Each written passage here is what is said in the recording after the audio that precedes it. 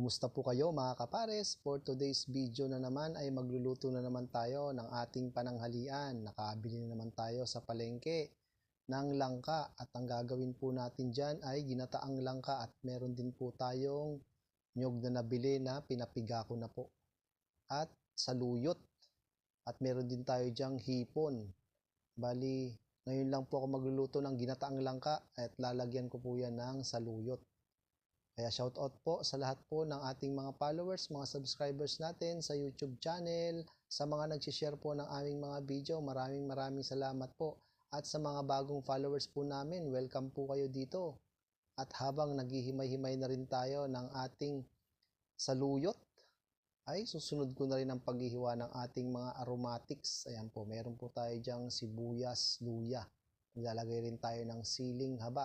Dahil ito yung mga kinatatamaran nating yung paghihiwa-hiwa. At lutuin na natin mga kapares. Sa kawali, nilagay ko na yung ikalawang gata.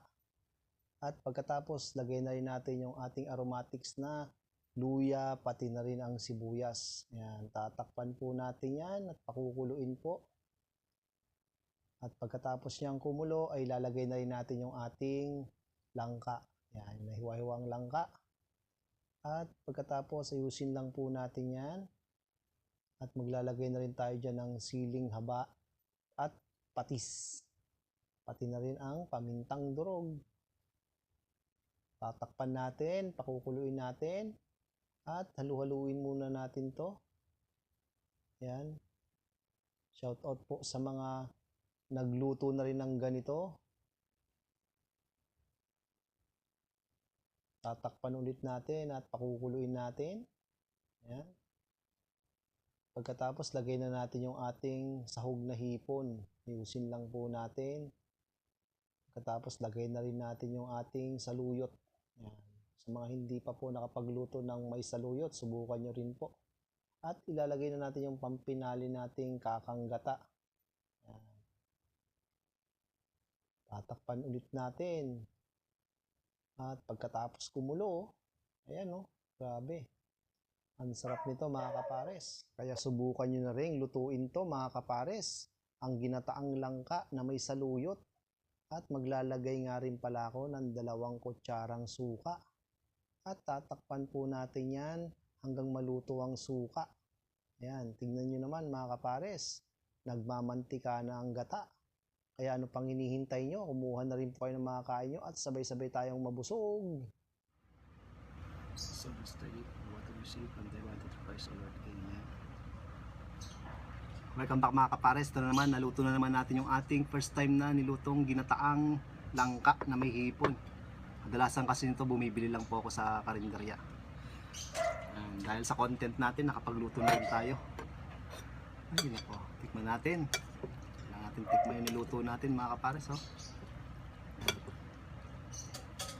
Okay, mura lang pala ang langka, 50 pesos lang yung nabili ko. Tapos yung natin ng hipon. Kain po.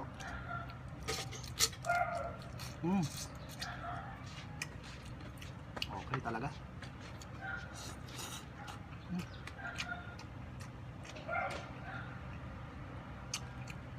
Yung nabili kong nyog, 2 buo yun, 80 pesos. Pinapiga ko na rin sa nagtitinda.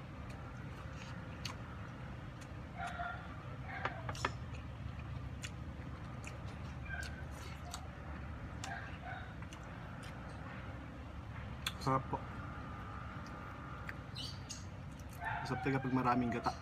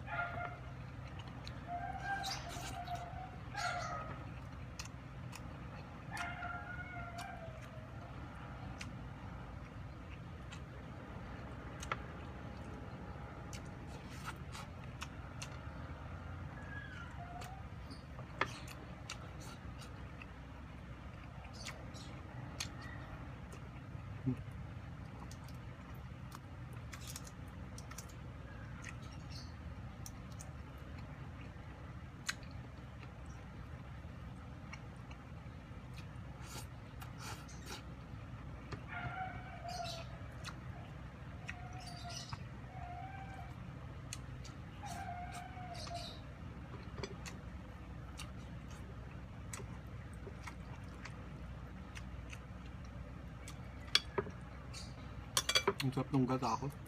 Mm.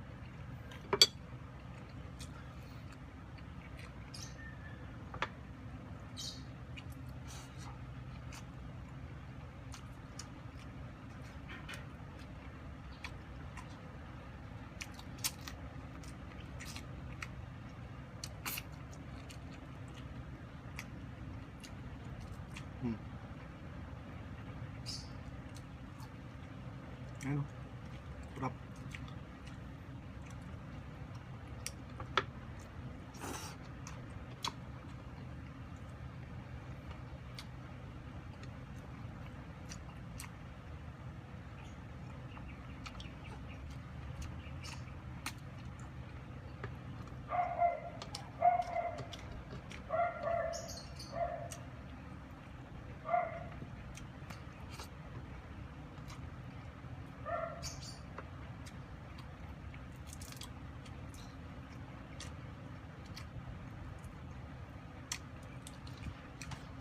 Mm.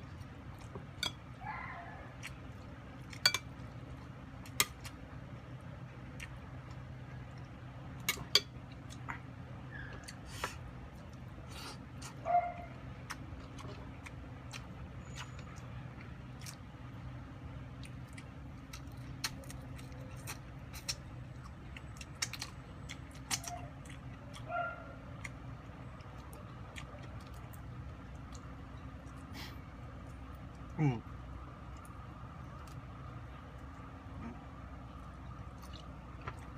Sarap. Mm.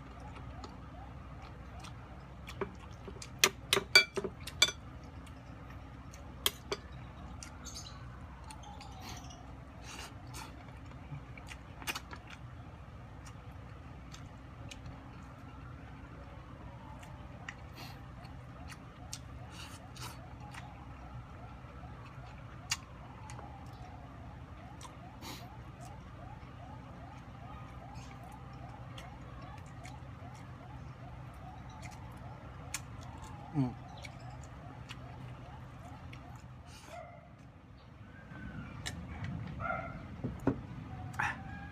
At sa wakas, tapos na po tayo, nabusog po ako. Maraming salamat po sa lahat po ng followers namin sa Facebook page, sa YouTube channel, sa mga nag-share po na kayong mga video. Maraming salamat po. At sa wakas, nakapagluto rin po ako nitong ginataang langka na may hipon. Sana subukan nyo rin po ito na may saluyot, mga kapares. Hanggang sa muli po.